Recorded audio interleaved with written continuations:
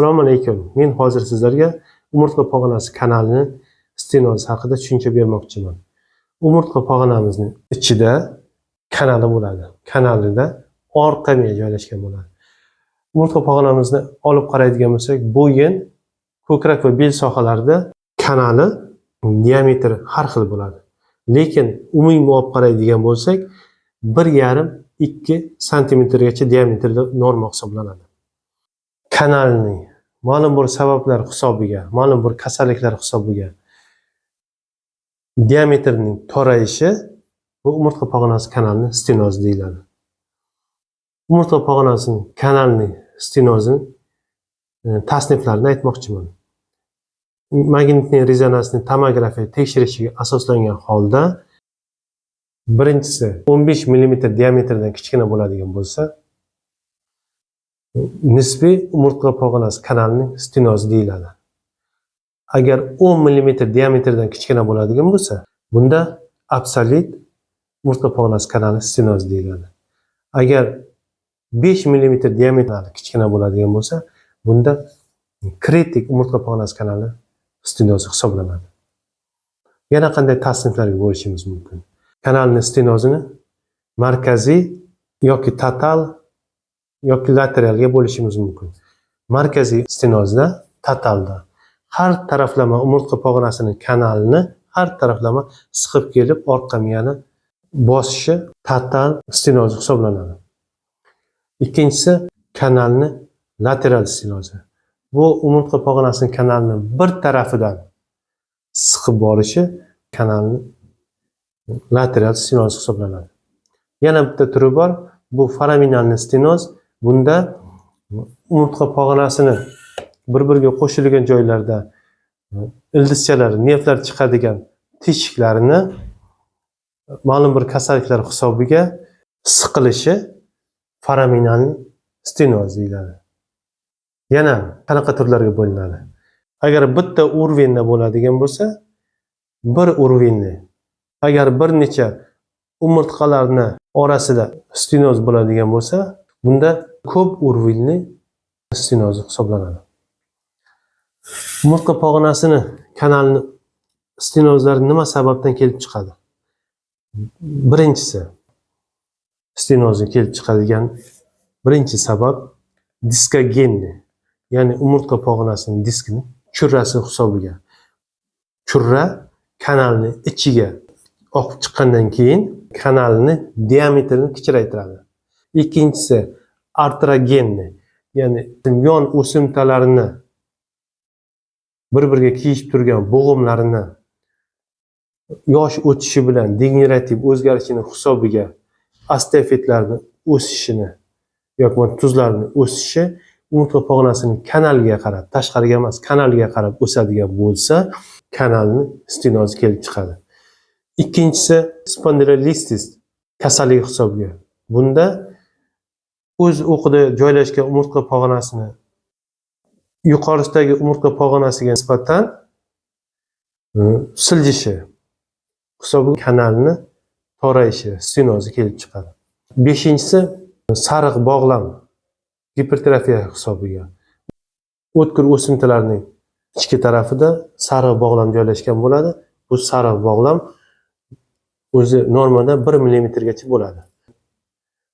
Kanalning ichidagi sariq bog'lamni gipertrofiyasi o'sishini hisobiga kanalning stenozi vujudga kelib orqa miyani siqib qo'yishi kuzatiladi.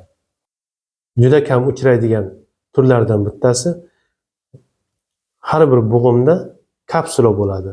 Bo'g'im ishqalanganda shu kapsula ichida suyuqlik bo'ladi, ishqalanishni kamaytirish maqsadida. Umurtqa pog'onamizda ham bo'g'imlarda kapsula joylashgan bo'ladi. Shu kapsulalarning ma'lum bir sabab hisobiga kista hosil qilib, kanalning ichiga joylashish hisobiga umurtqa pog'onasi kanalining stenozi vujudga kelishi. Yana bir sababi umurtqa pog'onasining travmalaridan keyin. Umurtqa pog'onasining stenozida qanaqa belgilar bo'ladi, simptomlar? Bemor nimalarga shikoyat qiladi? Avvalo, to'rayishini qanchalik darajadaligini aniqlashimiz kerak bo'ladi. 15 mm dan kichkinami, 10 mm dan kichkinami, totalmi yoki lateralmi, yoki qaysi urvenda joylashganligiga qarab belgilarini aniqlashimiz mumkin. Agar totalniy bo'lsa, markaziy har taraflama orqa miyani umurtqa pog'onasining kanali siqib borgan bo'lsa, siqib qisgan bo'lsa, birinchi o'rinda belni toliqishi yurganda va belda og'riq bo'lib, ikkala oyoqqa ham uzatilishi. Ikkala oyoqqa ham og'riqning uzatilishi 100-150 metr yurgandan keyin oyoqlarda toliqishi, kuchsizlanishi, sezgisini oyog'ini o'zgarishi, jimir-jimir bo'lishi, chumoli yurganday his qilishi, o'zinikiga o'xshamay qolganday his qilishi va oyoqni atrofiyalashi. Diametri oyoqni muskullarini diametri kichrayib borishi, atrofiyalashi kuzatilishi mumkin. Va yana eng asosiy belgilardan bittasi simptomlardan nevrogenniy примижающий хромота. Siqib boruvchi oqsoqlanish deyiladi. Bunda bemor agar 100-150 metr yurganda yoki 50 metr yurgandan keyin bemorning oyog'i tolqishlaridan kuchsizlanishi hisobiga bemor dam olishga majbur bo'ladi. 10-15 minutlar dam olgandan keyin yana oyoqlaridagi sezgilar o'zgarishi yo'qoladi, kuchsizlanish yana joyiga qaytadi, yana bemor yurishni davom ettirishi mumkin. Nima uchun? Bemor yurgandan keyin, harakatlanib yurib boshlagandan keyin qanchadir uzoqlikdan keyin oyoqlari toliqadi, oyoqlarda sezgilar o'zgarishi kuzatiladi. Sabab umurtqa pog'onasining kanalining stenozini hisobiga qon bilan ta'minlovchi qon tomirlarini bosib qo'yadi. Shuning hisobiga orqa miyani qon bilan ta'minlashi pasayadi. Qonsizlanadi. Endi qonsizlanadi desa noto'g'ri bo'ladi, ishemizatsiya bo'ladi. Doimiy kelayotgan qonning miqdori kamaygani hisobiga qon bilan yaxshi ta'minlamagancha orqa miya o'zini faoliyatini normalni bajara olmaydi. Beldan kelayotgan impulslarni to'liq yetkazib bera olmagani hisobiga oyoqlarda kuchsizlanish, sezgilarning o'zgarishi kuzatiladi. Agar lateralniy bo'ladigan bo'lsa stenoz yoki bokovoy yondan bo'ladigan bo'lsa stenoz yoki foraminalniy bir taraflama bo'ladigan bo'lsa, bunda radikularniy og'riqlar beradi, bitta oyoqga beradi og'riqni. Va sezgi ham shu oyoqda o'zgarishi kuzatiladi.